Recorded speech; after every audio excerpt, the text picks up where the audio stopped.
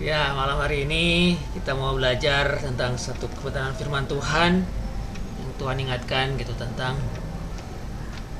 grace and peace, ya, kasih karunia dan damai sejahtera. Ya, seminggu ini Tuhan ingatkan gitu tentang kalimat ini, gitu. Kasih karunia dan damai sejahtera. Apa sih itu? Dan ini menarik sekali. Gitu. Akan share dulu.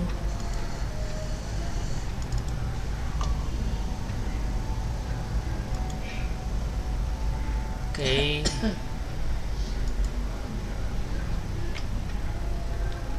Kita ambil ayatnya, firman Tuhan dari 2 Petrus 1 ayat yang kedua. 2 Petrus 1 ayat yang kedua dikatakan, kasih karunia dan damai sejahtera melimpahi kamu oleh pengenalan akan Allah dan akan Yesus Tuhan kita. Ya. Nah, dua kata ini, kasih karunia dan damai sejahtera, ini disebutkan di firman Tuhan dan ternyata punya makna yang cukup luar biasa mendalam gitu ya, buat saya pribadi juga buat kita semua. Lewat pewahyuan malam hari ini mungkin akan menerima sesuatu yang baru ya. Pertama kita akan pelajari dulu tentang kasih karunia. Apa sih kasih karunia ini? Mungkin semua dari kita udah tahu ya, udah sering dengar kata kasih karunia, udah sering dengar pewahyuan tentang kasih karunia yang begitu luar biasa yang Tuhan kerjakan buat kita. Nah, dari bahasa Yunani aslinya kasih karunia adalah charis ya, yang artinya grace atau kindness ya, kasih karunia atau kemurahan Tuhan. Dan kasih karunia ini adalah a gift or blessing brought to man by Jesus Christ ya. Jadi jelas sekali bahwa kasih karunia ini adalah sebuah hadiah atau sebuah berkat, blessing yang dibawa oleh Yesus Kristus bagi setiap manusia ya, luar biasa. Jadi jelas bahwa kasih karunia ini adalah freely given, diberikan dengan cuma-cuma, unearned, tidak kita usahakan, dan undeserved, sebenarnya nggak layak kita terima ya, karena kita ini adalah manusia berdosa, kita nggak layak terima kasih karunia, tapi Tuhan Yesus Kristus berikan kepada kita dengan cuma-cuma. Luar biasa gitu kasih karunia yang Tuhan kasih buat kita ini. Dan jadi semua berasal daripada Kristus ya. Tidak ada usaha manusia untuk berusaha mencapai kasih karunia ini, tapi benar-benar diberikan oleh Yesus. Karena kalau manusia berusaha dan mendapatkan sesuatu, yaitu bukan kasih karunia, tapi itu upah ya. Kita bekerja, kita dapat upah. Kita melakukan yang baik, kita dapat upah. Tapi kasih karunia berbeda dengan upah. Bukan karena perbuatan kita, bukan karena usaha kita, tapi diberikan dengan cuma-cuma. Itulah kasih karunia. Dan berikutnya damai sejahtera ya, juga udah sering kita dengar, kita pelajari. Damai sejahtera dari bahasa Yunani-nya itu Irene, yang artinya adalah one, peace, quietness, dan rest ya. Jadi di dalam kata damai sejahtera ini adalah ada kesatuan, ada kedamaian, ada ketenangan, dan terakhir ada rest ya, ada istirahat yang luar biasa di dalam damai sejahtera ini. Dan damai sejahtera ini adalah pemberian Tuhan juga untuk suatu keutuhan ya. Jadi di dalam damai sejahtera ini adalah ada satu keutuhan. Ketika kita menerima damai sejahtera dari Tuhan, kita ini seperti dijadikan utuh kembali. kalau kalau mainan rusak kan dibetulin, tetap kelihatan ya rusaknya. Tetapi ketika Tuhan memberikan wholeness ini kepada kita, itu nggak kelihatan lagi yang rusaknya sama sekali. Dijadikan utuh kembali, dijadikan seperti semula, manusia yang baru ya.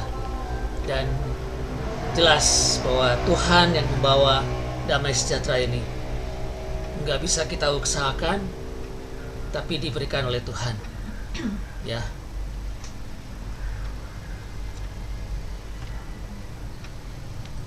Nah, kita mau lihat beberapa tokoh di Perjanjian Lama dan Perjanjian Baru yang benar-benar mengalami kasih karunia dan damai sejahtera ini ya. Yang pertama kita lihat Daud ya. Udah terkenal banget nih Daud mah. Daud ini dia masih sangat muda, badannya kecil, kemerah-merahan gitu ya. Kalau bahasa sekarang mah mungkin imut ya. Daud ini imut, tapi dia bisa mengalahkan Goliat yang notabene badannya besar, sekitar 3 meter ya, 6 kaki. Terus dari kecilnya sudah berlatih perang, pengalaman perangnya udah luar biasa, tapi bisa dikalahkan oleh Daud yang seorang gembala kambing domba yang 2-3 ekor dan tidak punya pengalaman ya. Kalau saya bilang tidak punya pengalaman untuk berperang, tetapi bisa mengalahkan Goliat. Apalagi kalau bukan kasih karunia Tuhan ini. Kasih karunia Tuhan yang menjadikan Daud bisa mengalahkan Goliat. Ya, kan Daud sendiri bilang, "Aku datang bukan dengan pedang atau tombak, tapi datang hanya dengan nama Tuhan Allah." Itu luar biasa. Berarti bagi Daud yang berperang adalah Tuhan, bukan dirinya. Makanya dia bisa menang, mengalahkan Goliat. Di Mazmur 23, Daud menggunakan kata kebajikan dan kemurahan ya. Untuk kasih karunia dan damai sejahtera ini, Daud pakai katanya kebajikan dan kemurahan belaka yang mengikuti aku seumur hidupku. Dan kita bisa baca lagi Mazmur 103, bagaimana pengakuan Daud yang mengalami kasih karunia Tuhan begitu luar biasa. Mulai dari dosa-dosanya dia dijauhkan, dia terus mengalami kebaikan Tuhan, terus mengalami semua hal yang baik dari Tuhan ya, kemurahan Tuhan, kasih karunia Tuhan dia terus alami. Meskipun saat itu dia tinggal di Perjanjian Lama ya. Tapi Daud ini pribadi yang benar-benar mengalami kasih karunia Tuhan di zamannya. Itu Daud. Berikutnya kita lihat Daniel. Daniel ini luar biasa juga mendapatkan kasih karunia Tuhan ya. Ketika dia berani menolak makanan dari raja gitu ya. Notabene makanan-makanan mewah, anggur, dia tolak semua itu, tapi dia hanya makan makanan sayur-sayuran ya. Kalau kita baca di Daniel pasal pertama. Tapi hasilnya Daniel ini 10 kali lebih cerdas daripada orang-orang cerdas di Babel. Kita tahu bahwa Babel ini terkenal dengan ilmu pengetahuannya ya, sangat maju, orang-orangnya cerdas. Tapi Daniel 10 kali lebih cerdas daripada mereka semua. Ini luar biasa. Ini adalah pemberian daripada Tuhan, bukan diusahakan oleh Daniel. Karena waktu itu Daniel pun masih sangat muda ya, ketika dia baru pertama kali ada di tanah Babel itu masih sangat muda. Tapi hikmatnya 10 kali lebih daripada orang-orang pintar di Babel pada waktu itu. Kemudian dia juga jadi orang kepercayaan raja selama 4 atau 5 generasi ya, dari Nebukadnezar sampai ke Kores. Itu dia tetap jadi orang nomor 2 di Babel. Ini pun kasih karunia Tuhan yang luar biasa buat saya ya. Bisa dibayangkan ya, menjadi apa ya istilahnya, mungkin menjadi Perdana Menteri selama beberapa puluh tahun. 5 generasi ini kan bukan sebentar, tapi berpuluh-puluh tahun. Tapi Daniel tetap jadi orang kepercayaan raja. Ini adalah kasih karunia-Nya luar biasa. Dan Daniel pun dia selamat setelah dimasukkan ke gua singa. Ya, kita tahu ceritanya di Daniel pasal ke-6 bagaimana orang-orang di kerajaan Babel ini karena iri hati sama Daniel membuat suatu siasat sehingga Daniel dimasukkan ke gua singa. Tapi kita tahu ceritanya bahwa Daniel selamat. Daniel tidak digores sedikit pun oleh singa-singa itu. Tapi setelah musuh-musuhnya dimasukkan ke gua singa, langsung diterkam oleh singa-singa itu. Ini pun kasih karunia dan damai sejahtera yang dialami Daniel di zaman perjanjian lama ini ya. Kemudian di perjanjian yang baru, satu pribadi, Paulus, yang kita semua juga tahu, seorang rasul kasih karunia, bagaimana dia mengalami perjumpaan dengan Tuhan ketika berjalan ke Damsyik akan memberantas pengikut-pengikut Kristus. Tapi dia berjumpa Yesus tengah jalan dan dia menjadi buta. Dan pertama kali yang dia lihat saat dia disembuhkan dari butanya adalah Ananias. Kita udah pernah bahas, Ananias artinya melihat kasih karunia Tuhan. Jadi ketika dia setelah berjumpa dengan Tuhan, dia melihat kasih karunia Tuhan, sehingga hidupnya berubah 180 derajat ya. Dari yang tadinya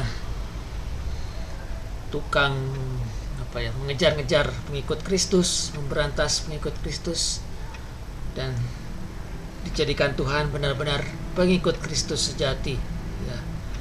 Nah, Paulus ini benar-benar mengalami kasih karunia Tuhan. Kita lihat juga ceritanya bahwa di mana Paulus ini berkali-kali ya mengalami karam kapal, dilempari batu sampai dianggap mati gitu sama orang-orang di kota itu. Tapi dia bangkit lagi. Dan juga terakhir dia digigit ular beludak, yang notabene orang digigit ular beludak ini seketika langsung mati. Tapi Paulus ini dia nggak kenapa-kenapa. Dia kebaskan ular beludak itu dan dia baik-baik saja. Itu adalah kasih karunia Tuhan. Sampai suatu ketika Paulus mengatakan bahwa justru di dalam kelemahanlah kuasa Tuhan itu menjadi sempurna. Di situ Paulus benar-benar mengakui kasih karunia Tuhan itu nyata dalam kehidupan Paulus ya.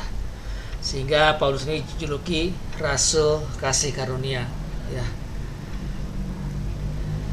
2/3 dari kitab Perjanjian Baru ini kan surat-suratnya Paulus ya, isinya tentang kasih karunia. Paulus tidak pernah sekalipun menyinggung-nyinggung tentang penghukuman ya. Justru Paulus katakan bahwa di dalam Kristus tidak ada lagi penghukuman. Luar biasa kan Paulus ini. Jadi itulah orang-orang atau tokoh-tokoh Alkitab yang benar-benar mengalami kasih karunia Tuhan. Dan sebenarnya masih banyak lagi semua ya, kalau dijabarkan satu-satu mungkin gak cukup waktu kita ya. Nah, kembali kayak tadi, 2 Petrus 1 ayat 3. Kalau kita lihat dari beberapa terjemahan yang lain, kita akan melihat sesuatu yang luar biasa. Di versi King James katakan, grace and peace be multiply unto you through the knowledge of God and of Jesus our Lord. Jadi kasih karunia Tuhan ini tidak hanya melimpah, tapi berlipat ganda, dilipat gandakan, ya. Be multiply, berarti bukan karena manusia, tapi hanya karena Tuhan, melalui pengenalan akan Tuhan dan akan Yesus. Kemudian versi NLT, New Living Translation, katakan, may God give you more and more grace and peace as you grow in your knowledge of God and Jesus our Lord. Ya, jadi kasih karunia dan damai sejahtera ini akan terus ditambah-tambahkan terus di dalam pertumbuhan kita akan pengenalan Tuhan, ya. Jadi bukan cuma mengenal Tuhan, tapi bertumbuh di dalam pengenalan Tuhan. Dan ketika kita terus bertumbuh di dalam pengenalan Tuhan, kita akan lebih dan lebih lagi mengalami kasih karunia dan damai sejahtera ini. Ya. Dan satu lagi, versi The Message dikatakan, grace and peace to you many times over as you deepen in your experience with God and Jesus our Master. Ya. Ini lebih menekankan lagi bahwa kasih karunia damai sejahtera ini akan ditambah-tambahkan terus di dalam kehidupan kita saat kita semakin dalam lagi mengalami Tuhan dan Yesus, Allah dan Yesus dalam hidup kita. Semakin dalam kita mengalami pengalaman rohani dengan Allah, dengan Yesus, semakin kita mengalami kasih karunia dan damai sejahtera luar biasa.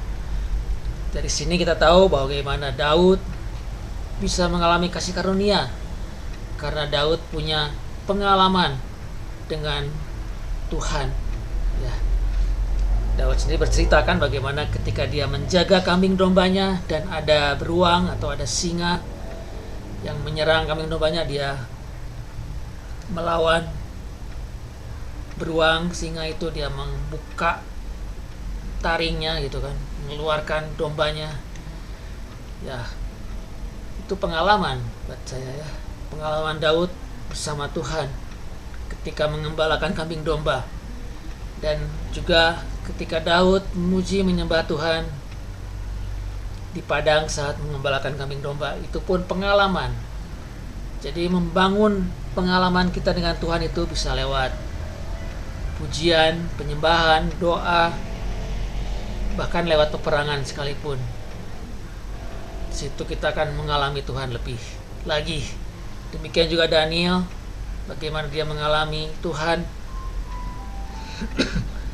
ketika dia harus menerjemahkan mimpi Nebukadnezar. Ya, dia bergumul, dia berdoa sama Tuhan, dan Tuhan singkapkan.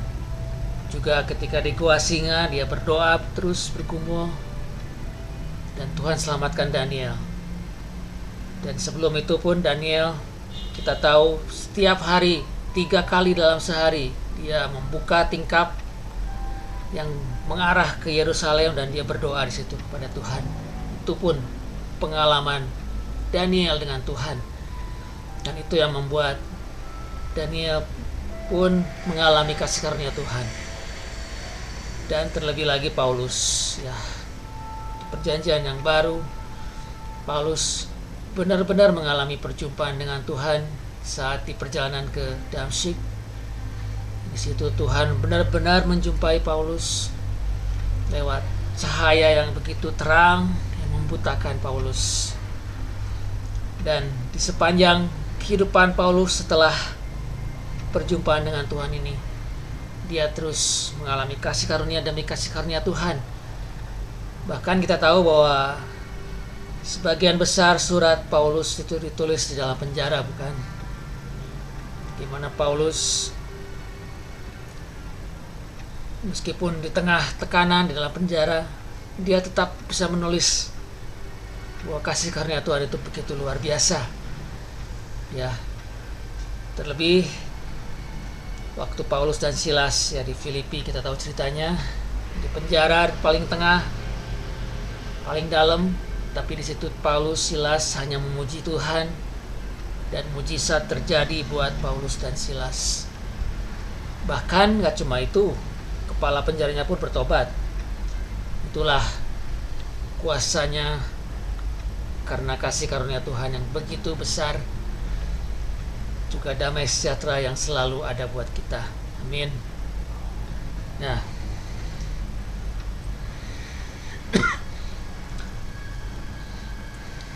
terakhir kita buka Titus 2 ayat yang ke-11 sampai 14. Titus pasal yang kedua ayat 11 sampai ke 14. Judul perikopnya adalah kasih karunia Allah menyelamatkan semua manusia. Wow. Kasih karunia Allah menyelamatkan semua manusia. Ayat 11 katakan, karena kasih karunia Allah yang menyelamatkan semua manusia sudah nyata. Ya. Bukan akan, tapi sudah jelas sekali. Wah. Kasih karunia Allah ini sudah nyata buat kita semua juga hari ini, ya. Kasih karunia Allah melingkupi setiap kita hari ini. Ayat 12, Ia di huruf besar, Ia berarti Allah, mendidik kita supaya kita meninggalkan kefasikan dan keinginan-keinginan duniawi, dan supaya kita hidup bijaksana, adil, dan beribadah di dalam dunia sekarang ini, ya. Jadi hari ini kita punya Roh Kudus yang akan mendidik kita senantiasa supaya kita menjauhi kefasikan, menjauhi keinginan daging, keinginan dunia, dan kita hidup bijaksana, adil, dan beribadah. Nah, itu semua karena kerja Roh Kudus dalam kehidupan kita. Nah, 13, dengan menantikan penggenapan pengharapan kita yang penuh bahagia dan penyataan kemuliaan Allah yang maha besar dan juru selamat kita, Yesus Kristus, ya.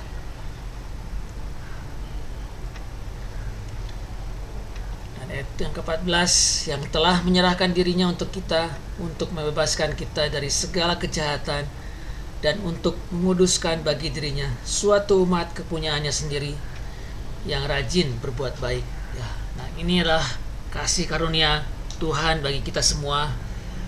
Kasih karunia Tuhan yang mengajar kita untuk meninggalkan segala kefasikan. Kasih karunia Tuhan yang mengajar kita menjauhi keinginan-keinginan dunia, keinginan-keinginan daging, ya. Dan juga oleh kasih karunia Tuhan kita menantikan terus pengharapan yang penuh bahagia dan penyataan kemuliaan Allah yang maha besar dan juru selamat kita Yesus Kristus yang telah menyerahkan dirinya bagi kita untuk membebaskan kita dari segala kejahatan. Nah, ini kasih karunia Tuhan yang luar biasa, dan untuk menguduskan bagi dirinya suatu umat kepunyaannya sendiri, ya. Dari kasih karunia Tuhan inilah yang membuat kita mengalami 3 hal yang sering kita dengar, ya, yang justification, sanctification, glorification. Itu semua adalah kasih karunia Allah. Dan Titus 2 ayat 11 katakan sudah nyata, sudah kita alami hari-hari ini. Amin. Dan terakhir saya tutup dengan satu quotes, God's grace is immeasurable, ya. His mercy is inexhaustible, His peace is inexpressible. Kasih karunia Allah tidak terukur, kemurahannya tak ada habis-habisnya, dan damai sejahteranya tak terkatakan. Luar biasa. Bagian kita adalah percaya, mengaminkan bahwa kita sudah menerima kasih karunia Tuhan, kita sudah menerima damai sejahtera Tuhan, dan niscaya kita bisa melewati semua hari-hari kita belakangan ini ya, yang kita lihat mungkin keadaan sekeliling kita kurang baik, fakta-fakta di dunia mungkin tidak baik, tapi kita punya satu kepastian yang luar biasa bahwa kasih karunia Tuhan, damai sejahtera Tuhan tidak pernah beralih dalam hidup kita, selalu menyertai kita, selalu melindungi kita, selalu memberikan kita kekuatan yang tanpa batas itu. Ya, demikian penentuan malam hari ini. Mudah-mudahan bisa kita mengerti semua ya, pahami, dan terus kita bertumbuh di dalam pengenalan akan Tuhan. Karena pengenalan akan Tuhan itu enggak cuma sekali, tapi proses. Kita terus jalani tiap hari, kita terus semakin mengenal Tuhan, semakin mengenal Tuhan, semakin mengenal Tuhan. Dan kita akan terus mengalami damai sejahteranya, kita akan terus mengalami kasih karunia-Nya terus menerus. Amin. Itu aja yang bisa saya sampaikan sore malam hari ini. Tuhan Yesus memberkati. Mari kita bersatu dalam doa kembali. Haleluya, haleluya, haleluya. Terima kasih Bapa, ucap syukur Bapa buat pewahyuan malam hari ini. Bapa, Kau menyingkapkan tentang kasih karunia damai sejahtera-Mu yang begitu luar biasa, yang telah Engkau nyatakan bagi setiap kami malam hari ini Bapa, dan kami percaya Engkau terus menyediakan kasih karunia dan damai sejahtera yang baru setiap saat, setiap waktu, setiap hari ya Bapa. Terima kasih Bapa. Mari Kau urapi setiap kami, berkati kami semua Bapa, kesehatan kami, keluarga kami, dan seluruh kehidupan kami, semuanya dalam tangan-Mu, semuanya dalam kendali-Mu Bapa. Terima kasih Bapa, dan bawa kami terus di dalam pengenalan Tuhan yang selalu baru bagi kami semua. Terima kasih Bapa. Meteraikanlah setiap benih-benih firman yang sudah disampaikan saat ini Bapa, dan Kau yang sempurnakan segala pewahyuan yang telah disampaikan malam hari ini Bapa. Terima kasih Bapa. Segala pujian, hormat, kemuliaan, kuasa, dan syukur kami kembalikan kepadamu, dan di dalam nama Tuhan Yesus Kristus kami bersyukur dan kami berdoa. Haleluya. Amin.